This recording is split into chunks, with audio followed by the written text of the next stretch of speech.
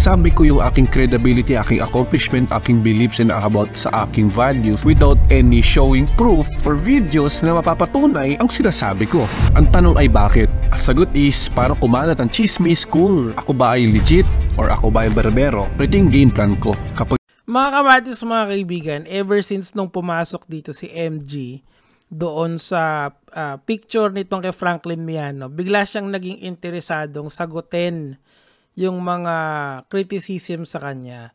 Biglang nagkaroon ng plano. Okay, so nagulat ako doon kasi nga some of MG's claim kasi naman talaga or yung mga sinasabi niya are very easily debunkable. Pag pinakitaan mo ng pag in-explain mo lang kung ano yung silbi ng credit card, edi another point debunked. Kunyari, sinabi mo lang na hindi ka nagpo-ponzi kasi nga you cannot accuse someone of something unless meron kang hard evidence of doing so. 'Di ba? I mean, there is a lot of things na pwede mong i-debunk kay Franklin Miano, pero pag hindi ka maingat, babalikan ka niya. Siguro ganun yung nangyayari ngayon, kaya si MG yung finofokusan niyang sagutin. When in fact, there are a lot of people already debunking this person. Hindi lang ako. Hindi ito about sa amin ni MG. It's not. It's about doon sa mga tao, like for example, si Professor Richard Tadeus, 'di ba? Kaya ako hina-highlight itong tao na to because there were a lot of claims na dinebunk nitong si Professor, 'di ba? Nung isang araw si JQ Crypto, 'di ba? Meron siyang pinost. Ito papakita ko sa inyo. Ito linay down niya dyan yung mga inaccuracies ng mga claims or yung mga sinasabi nitong si Franklin Miano. This is actually part 2 of what he said, 'di ba? So, alam niyo yun, ang dami na kasing nagde-debunk at saka nag-e-expose dito kay Franklin Miano. Hindi lang yun pag pumunta ka mismo dito sa comment section nito, I just wanna do this for the sake of for the sake of transparency. Kanyari itong si Cruz de la Cruz na to, ayan, save natin to. Kasi pinapakita dito na yes, pero karamihan kasi sa files niyan puro di ma-open. So paano kaya gagawin doon? Medyo matagal na yung hindi pabavalid yun para ma-refund. Patay, di ba? At Franklin Miano MSBAC. So ibang issue to. All I'm saying is that marami nang nagrereklamo dito kay Franklin Miano. And aanuhin natin to, dadahan-dahanin natin tong lahat na to. Kasi nga, there are a lot of things na kailangan nyong malaman bago nyo ilagay yung pera dito sa MSB na to. Sayang yan. Yun lang yung a-advise ko sa inyo if you don't want to watch all my videos exposing this person. Now, kasi ang sabi niya naman, plano niya daw yan, yung pagpakalat ng chismis. I just want everybody, ayan, sakto pa. I want everybody to understand na yung plan niya daw na to is his own doing. Okay, pakinggan natin. About sa aking values with experience, ang goal ng podcast ito is mag-create na maraming short clips na sinasabi ko yung aking credibility, aking accomplishment, aking beliefs and about sa aking values without any showing proof or videos na mapapatunay ang sinasabi ko. Alam mo, Franklin Miano, kung ano yung problema dito. Kunyari si Shawarma Shack Guy, alam naming lahat kung paano siya mayaman. Si Ramon Ang, alam namin lahat kung paano siya naging mayaman. Sino ba? Si Big Boy Cheng, si Boss Toyo, si Kong TV, ang daming mayaman dito sa internet that they don't have to say give all these claims na mayaman sila, na ito yung network ko. Hindi na kailangan yun kasi self-evident yung mga ebidensya or it speaks for itself. Ika nga yun yung sinasabi nila. Their money speaks for themselves. Hindi na nila kailangan gumawa ng mga podcast na ganito. Kasi ang problema kasi merong binibenta kasing course itong si Franklin Miano, kaya kailangan niya ng social media presence. That is why ang tanong ko, simulat sa pool pa lang, saan galing yung pera? Kasi kung sa MSB lang pala galing yon, ibig sabihin hindi sa outsourcing business. Doon sa course mo. Yung course talaga, nagtuturo naman ng outsourcing yon, pero that course itself is not outsourcing business, gets nyo? So, kailangan niyang ipakita yon, Franklin Media versus MSB. Ilan yung naging estudyante mo sa MSB? Kasi ayaw pakita ng mga tao kung ilan sila per batch. Pero from what I heard from people, more than 50 o minsan 40. Eh di ang laki na ng kita agad doon. Pang ilang batch na yon nang nakita natin, batch 15. So can you just imagine? Kung merong 50 doon, di ba? Magkano yun?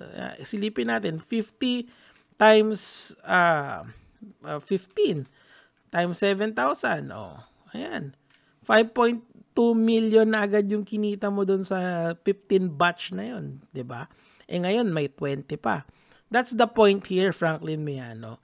Now, I'm binabalikan ko to kasi ito daw yung kanyang goal dito. Ngayon kasi sinisisi niya na si MG doon sa mga claims ni MG, which is hindi naman talaga dapat kasi nga ikaw naman ang may gusto nito to begin with. Papakinggan ka namin. Tanong ay bakit? Ang sagot is para kumalat ang chismis kung ako ba ay legit or ako ba ay barbero. Ito yung siya may ko. kasalanan, Kapag nakapag-podcast na ako, nakapag-post ng mga videos at kumalat talaga yung chismis hanggang mag-react na yung ibang content. Ayan o. Or ano lang talaga, mas madali yung mga points ni MG sagutin kasi pag pinakitaan mo ng resibo, tapos na eh.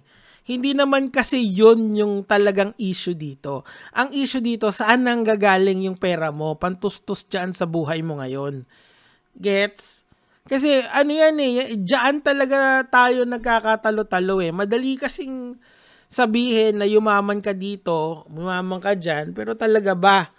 'Di ba? Kasi like for example, pero nga sabi ko nga sa inyo, kung talagang mayaman yung isang tao, hindi niya na kailangan kasing sabihin kung ano yung ginagawa niya, kung bakit siya mayaman. It's already self-evident. Like si Shawarma Guy, alam mo kung bakit siya yumaman.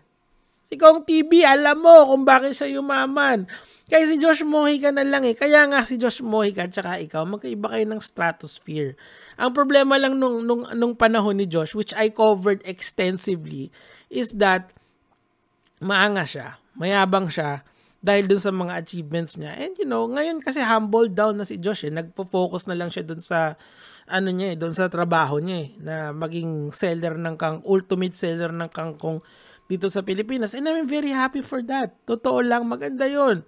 Pero ikaw kasi hindi eh. Hard sell masyado yung personality mo as this rich guy na lumabas galing sa business outsourcing. May papakita ako sa inyong mga details na mga na galing kay JQ ha. Kasi nga eto sa sarili niyang sa sarili niyang video to ha. Papakita ko lang sa inyo kung gaano ka inaccurate talaga tong tao na to. Okay? Kung gaano ka iba-iba yung sinasabi at all times. So isang malaking shoutouts ulit kay JQ kasi papakita ko sa inyo side by side yung isang storya niya na kinukwento niya sa bawat interview kasi iba-iba yung sinasabi. Okay, pakinggan natin. Ito yung nauna eh. Okay? 22 years old. Yes, Okay. yes, I'm 22 years Oh, old. baka nagpapanggap lang ha, baka nagpapanggap. Ay, hindi. Hindi naman. Pero siyempre 22 talaga yan. nakakabata mo pa na magkaroon ka ng maraming negosyo. So give us a little bit background. Si papa mo, anong ginagawa? Si Okay, so medyo i-skip ko ng konti. Pero yung ibang negosyo niya kasi, nahuli na, nalugi na. So ngayon, ang gumagana ngayon ay yung Franklin Media at saka yung MSB course na yan. mama mo. Tuloy natin dito. Ang ko naman po, siyempre, elementary, di po ko binibigyan ng baon. Nainggit po ako sa mga Ito. silang baon na pera or grade 6 po ay nasa grade 5 or grade 6. Okay? Kasi po yung mga kaklase ko po nun is meron po silang baon na pera at bumibili po sila sa kantin. And Okay. yung baon ko naman po, siyempre, elementary, di po ko binibigyan ng baon. Nainggit po ako sa mga kaklase Okay. ko po na bumibili Anong sa baba ginawa ng, mo? Hindi, ng mga sesto, pagsalitain yung mga natin siya. masasarap, nakakaingit po. Kaya gumawa pa ako ng paraan, kaya pumunta po ako sa computer po at nalaman ko po na sikat po yung mga cover photo editing sa Facebook. Facebook photo banner po yung tawag po doon dati. So, ang ginawa ko po is, nag-aral po kung paano po gumawa po ng ganun. And then, nung gumawa po ako, marami po nainggit. Marami po nagko-comment na, uy, pagawa din ako ng ganyan. And then, sinabi ko po sa mga nagpapagawa na, sige, gawang kita, 50 lang. Cover photo ang ginagawa mo? Yes, 50 lang. At sinasabi nila is, paano daw sila magbabayad? Sinasabi ko na lang na, i-load mo na lang sa akin. And then, ang ginagawa ko sa load, kapag nagpapaload yung mga kapatid ko, syempre sikat po yung dati yung text ko dati. Loading. 2016 yan kasi 22 years old siya. Tapos mga 15 years old, di ba? So, kinumpit ko yan Miski yan, pag tinignan mo kasi yung detalye, wala talagang sense. So, 2000, ilan siya ngayon? 22 years old minus 15. So, 7 years ago, 2023 to, minus 7. 2023 minus 7. 2016. Di ba may messenger niya nan? Facebook Messenger. Naalala ko yan kasi president, yan yung taon kung kailan tumakbo si Duterte. Sobrang sikat na ng Facebook Messenger niyan. Wala na halos nagte-text. May nagpapaload pero walang nagte-text. Ano lang yan pag ninitpick mo kasi yung sinasabi niya, medyo inaccurate talaga. Tapos ang masakit pa doon, kukontrahin niya yan, siya din. Sabi ko kasi shoutout kay JQ kasi maganda yung kanyang research dito. Ito, same story. Pakinggan natin. Itong storya, medyo magulo siya. So-explain ko in short way. Okay. So, nung grade 4, doon ako nag-start Grade na 4 maging naman. entrepreneur. Pero hindi ko tinatawag sa sarili ko kasi entrepreneur. Doon ako nag-start na dumiskarte para ako kumuha ng pera. Ayun yung panahon na yun na nag-edit ako ng cover photo at hindi ako yung gumagawa, yung ate ko yung gumagawa. So, biglang yung ate niya na yung gumagawa. Dito, siya yung gumagawa. Dito naman yung ate niya. Isang storya, isang tao yung kwento, pero magkaiba yung storya. Ulitin natin. Dito, siya. Niloload niya, tapos yung ate niya yung gumagawa. Okay? Tuloy natin. Client. Tapos, di naman dun dumire-diretso, dun lang ako unang dumiskarte. Okay. Pagdating naman ng high school, dun na dumating yung maliit yung baong ko. Yung baong ko, isa sa 30 pesos. Okay, so hindi yan yung point dito. Ang point ko rito kasi, that is the same story. That is the same story Yung told client. sa dalawang magkaibang panahon. Isa, nung January, isa nung March. Kasi ito yung upload date niyan Pero mas malamang, nauna tong kay Jinkitan, di ba? So ano yung pinopoint nitong dalawang storya na to? The point of this story is, mga kamatis, mga kaibigan, kung merong hindi accurate dito sa sinasabi, hindi si MG yon, hindi ako yon, hindi yung mga nagde-debunk sa'yo. Ikaw mismo ang kumukontra sa sarili mong kwento. Grade 4, grade 5, grade 6, ngayon grade 4 ka na. Dati ikaw yung kumukolekta ng 50 pesos, bigla mong ina-outsource sa ate mo. Kasi yun yung point nito. Since bata pa siya, may idea na siya na yung trabaho niya, i-outsource niya sa ibang tao. Gets? Gets ba? Nakukuha ba? So, yung sinasabi mong chismis na kinakalat mo, ikaw ang nagkalat niyan. Huwag mong ipahid sa akin, huwag mong ipahid kahit kaninong content creator, kahit kay MG pa, sa'yo lang yan.